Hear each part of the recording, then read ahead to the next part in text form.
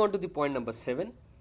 Let x equals to p by q is a rational number such that the prime factorization of q is of the form 2 power n into 5 power m, और n और m जहां पर non negative integers है.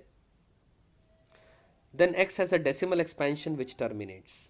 तो ठीक है, इस बात को एक बहुत बेसिक सा एग्जांपल ले लेते हैं. लेट x को मैंने ले लिया 7 डिवाइडेड बाय 10. तो 7/10 को मैं 7/2 की पावर 1 इंटू 5 की पावर 1 लिख सकता हूँ. यानी what I have taken, q जो लिया मैंने नीचे ये 2 power n 5 power m form में लिखा गया है.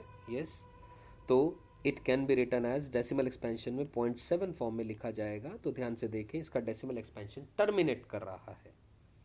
This is what this point number 7 is saying so. सही है बात ये.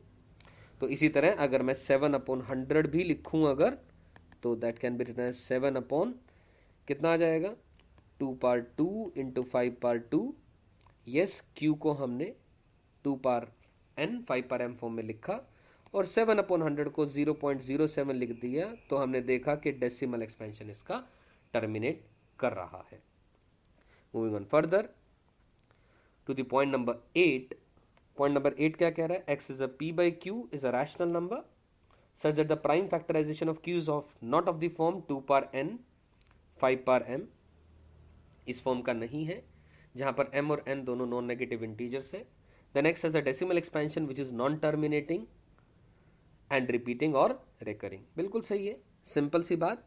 मान लो एग्जाम्पल लिया, इसको समझने के लिए हमने x को p by q फॉर्म में 1/3 रखा. और ध्यान से देखिए, बिल्कुल बेसिक एग्जाम्पल पहले भी यही लिया था, दोबारा समराइज करते समय भी यही ले रहा हूं मैं.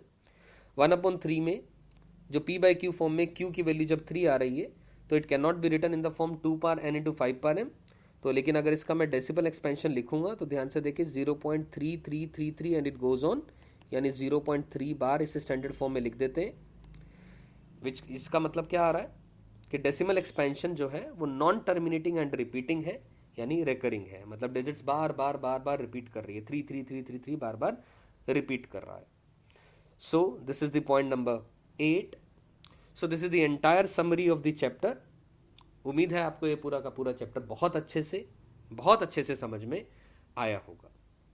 Thank you.